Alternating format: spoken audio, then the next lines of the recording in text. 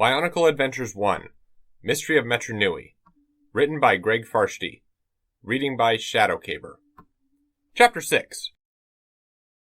From high atop a gleaming knowledge tower, Nuju looked down upon the landscape of Metru. For the Toa of Ice, this was a most unusual vantage point. Normally, his eyes were on the sky, seeking to read the future from the brightness and movement of the stars.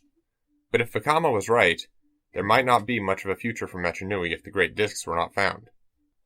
It was true that the Morbazak plant had done some pretty serious damage to the Metru. Still, Nuju was not sure just how far he wished to trust the Toa of Fire's visions. Down below, all was still and silent. Even the hum of the transport chutes that carried Matoran from place to place was muted here. Nothing was allowed to disturb the work of the Matoran scholars who toiled in the crystal knowledge towers. There, they pored over the written records of Metru Nui, deciphered ancient prophecies, and crafted predictions of the future. Once, Nuju had been one of them. Now it was up to him to make sure there would be tomorrows to ponder. At first, it seemed like that would be a simple enough task. The Metru Matoran who Vakama claimed had knowledge of the disk was named Airai. Finding him should not have been an issue. In fact, it was often impossible not to find Airai, even when you wanted to avoid him. He was constantly underfoot, running errands for different scholars and pleading for a chance to become one of them. Nuju, naturally, had said no. Working in a knowledge tower required wisdom, patience, and experience. All Airai had to offer were enthusiasm and too much energy for his own good. So the Matoran went back to running errands and dreaming of life inside the towers. And now when I want to find him, he's disappeared, fumed Nuju. A search of Airai's home had turned up a marked Metru shoot station map and a disturbing journal entry. It read in part, "I'm going to show them. If I turn over the Great Kanoka Disk like I said I would, I'll learn a secret that will make them beg me to join a knowledge tower." Nuju shook his head. He had spent his whole life studying what might be and what would be in the days to come. And he knew one thing for certain. There was no future in what Airai was about to do. The Toa of Ice leaped from the top of a knowledge tower, his eyes focused on the ledge of another. When he had maneuvered within arm's reach of it, he snapped a crystal spike from his back and swung it hard. It dug into the side of the tower. Nuju swung gracefully around the building, pulling the spike free as he did so. He repeated the exercise twice more on the way down, growing more used to his new Toa tools along the way. Someday, he knew, that experience might save his life. Nuju had taken the shoot map with him when he left Arai's house. He hit the ground close to the station that was marked on the map. The attendant was deep in thought and did not notice his approach. "What? Oh!" he exclaimed when Nuju tapped his shoulder. "Who are you? What do you want?" "I am Nuju, Toa of Ice. I am looking for a runner named Airai. Have you seen him?" The attendant frowned. "Yes, he was here. I saw him talking to a Matoran from another Metru. I don't remember which. Then he jumped in a chute heading for one of the knowledge towers. He was muttering something about a disc. Where did he have this conversation?" Let me see. I remember I was analyzing chute dynamics at the time and not really paying attention. But I think it was in that corner over there." Nuju turned away without saying thank you.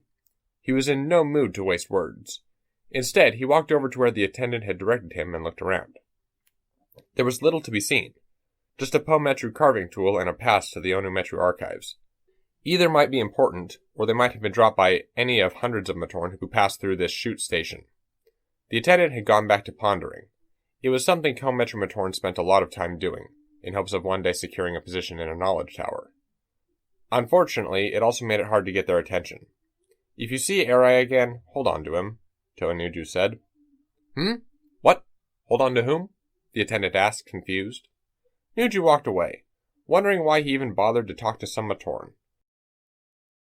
The chute Airai had taken led to the lower level of a knowledge tower. It was such a silent place it made the rest of the Metru seem positively wild and loud. A small number of Matoran were hard at work, junior seers who hoped to one day ascend to the ranks of those who labored in the upper levels. Nuju had spent most of his life in the knowledge towers and could not recall ever seeing a group of scholars looking so annoyed. As usual, trying to get a scholar to take a break from his studies to talk was like trying to teach Akalini rules to a Rakshi. They did not seem at all impressed by the presence of a Toa Metru. It was only when Nuju mentioned that a great disk was involved that one of them agreed to talk. "A great disk, said the scholar. "Incredible power. I would love the chance to study one. Do you have it?" "No, I am seeking it. I believe a Matoran named Airai is as well, and he may have come here." "Airai? the scholar spat. So that was his name. He barged in asking a lot of questions about Kanoka discs, the Morbizak plant, and other things that were not his business. No, not his business at all. Then he took a chute to the top of the tower, which is forbidden. The other Matoran had turned to see what all the shouting was about. The scholar spotted their angry looks and dropped his voice almost to a whisper. You will find him there, but you must do something for us in exchange for this information. The scholar dug into his robes and pulled out a knowledge crystal a little larger than Nuju's hand. The Morbizak vines have done great damage to our towers, the scholar explained.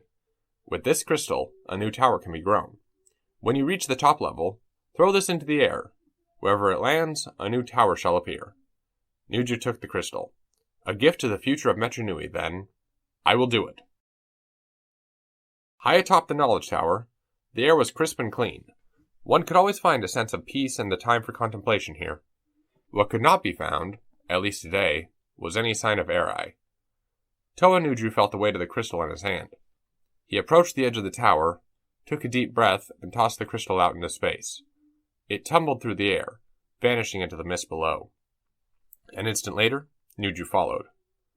As he fell, he let doubt creep into his mind again. What if Vakama was wrong? What if the Great Discs proved to no one that they were Toa?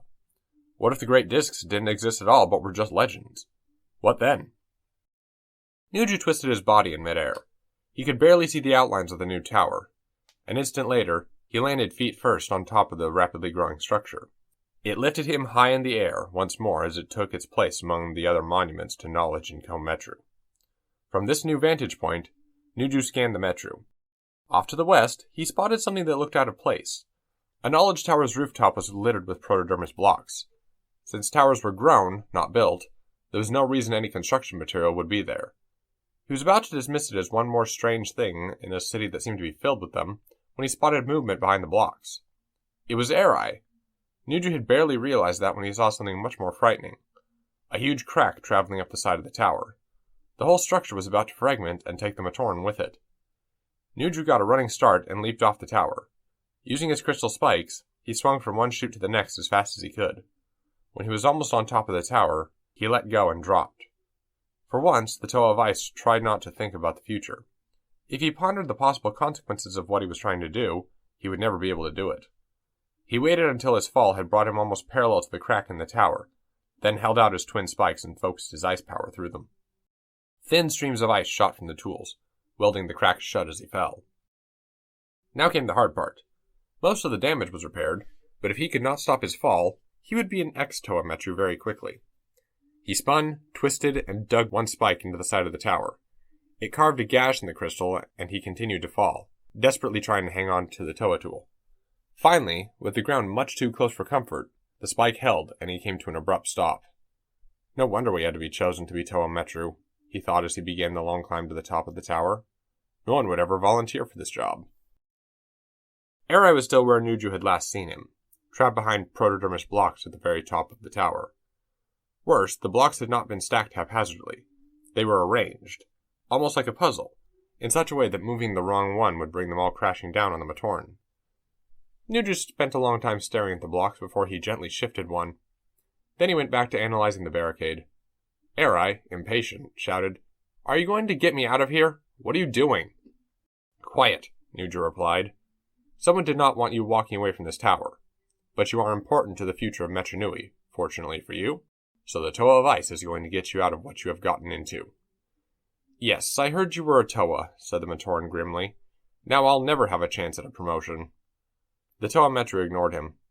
This puzzle was highly intricate, but it was designed to defeat someone who could not think ahead. They picked the wrong Toa, then, Nuju said to himself. It took an agonizingly long time, but finally enough blocks were cleared for Airai to slip out. He stretched himself and looked up at his rescuer. "I suppose you're wondering how I got here?" "Yes. You took many risks, Airai, and broke a number of laws. I should turn you over to the Vaki and be done with it. But I need you. Or rather, I need the Kanoka disc you have located." "Why should I give it to you?" Airai replied. "That disc could be my ticket to a knowledge tower position." Nuju gestured at the pile of protodermis blocks. "It was almost your ticket to a tomb. Think about the future, Airai." The Matoran spent a few minutes doing just that. Then he said, "I get full credit for finding it? And no Vaki come knocking on my door?" Vaki don't knock, Nuju reminded him. They smash doors down. And they keep smashing them down until they find the one you're hiding behind. You have a point, Airai agreed. Even if I didn't have to worry about them, there's still that big Rahi breath that walled me up here. Nuju and Airai headed for the chute that would bring them back down to ground level. Still shaken by his experience, Airai wouldn't stop babbling. I know why you're looking for the disc, Toa Nuju. It's the root, right? Root? The Morbazak plant. It has a king root. I found that out when I was researching the Great Disc. Stop the root, you stop the spread of the plant. But you need all 6 discs to do it. Then you will come with me to see the other Toa Metru now, Nuju said. There are more of you? And then we will go get the Great Disc. Oh, I'll tell you where it is. I'll even go with you. But you're going to have to retrieve it. From what I've learned, no one but a Toa Metru has a chance of getting that disc from its hiding place. I see, Nuju said. In fact, continued Airai, I might not get the Knowledge Tower job, but if the Great Disc is as hard to get as I think it is, your job might be open soon, Toa of Ice. Neither one of them laughed at Airai's little joke. When they reached the ground, Nuju gestured for Airai to follow him. To the Matoran's surprise, they did not head for a chute station, but for the alley behind the tower. Where are we going? Knowledge towers do not crack by themselves, said Nuju. Well, sometimes they do, but this one did not. I am searching for the cause. Airai trailed along behind as Nuju walked up and down the length of the alley. Along the way, the Matoran peppered him with questions. What are you looking for? Does that mean anything? What does it feel like to be a Toa Metru? Do you think the Morbazak plant will wreck the whole city? Enough, Nuju snapped. The future will bring the answers to your questions, but only if you stop speaking long enough to notice them. That's what you always say, Airai grumbled. When it stops being true, I will stop saying it, Nuju replied. The Toa of Ice moved around to a shadowed portion of the tower. There, just below eye level, was the beginning of the crack that had threatened to bring the whole structure down. Peering closely at it, he looked for any sign of the tool that had been used. What he found was something quite different. The edges of the damaged area were melted and fused. In many places, the crystal had turned black. No Matoran tool had done this. It was a surge of energy. Troubled, Nuju knelt down to examine the ground. Crushed knowledge crystals littered the pavement. The Toa of Ice carefully sifted through them to reveal scrapings on the ground below.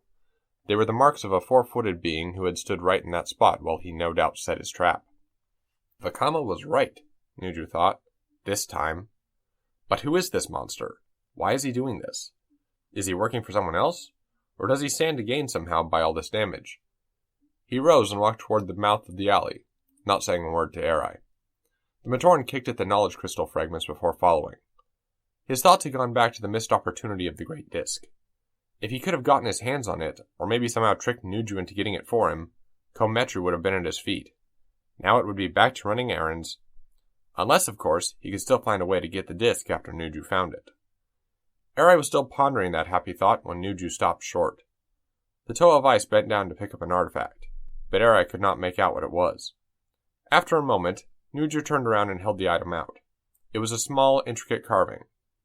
What's that? Airai asked. I thought perhaps you could tell me, said Nuju coldly. This came from Metru. It's signed by Akmu the Carver. Airai shrugged. So? At the chute station, the attendant said he saw you talking with a Matoran before you left for the Knowledge Tower. He couldn't remember who it was, but I think I know. It was Akmu, wasn't it? That's why there was a Metru carving tool in the station. He was careless. Must have been in a big hurry. Okay, so it was Akmu, Airai replied.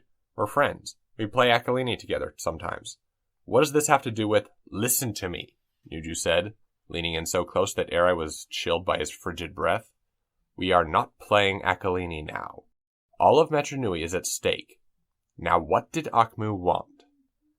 Airai broke and ran. Nuju frowned and used a minimal amount of elemental power to block the alley with a wall of ice. Stymied, the Matoran turned around. Wrong answer, said Nuju. All right. He said he wanted to carve replicas of the Great Discs as a gift for Taragaduma. He wanted to know all about them and figured I could get information from the Knowledge Towers. Is that all he said? Yes, Airai answered, his eyes on the ground. Nuju could tell he was not revealing the whole truth, but there would be time to uncover it later. For now, they needed to return to Metru and meet with the other Toa. He turned and walked toward the chute station, confident that Airai would be wise enough not to try to run again. What are you going to do about that ice wall? The Matoran asked. Will it melt? Eventually. Won't there be questions? I mean, how many Matoran know there's a Toa of Ice around? It will give the scholars something to ponder, said Nuju. And before all is said and done, all of Metru Nui will know that Toa Nuju has arrived. End of chapter 6.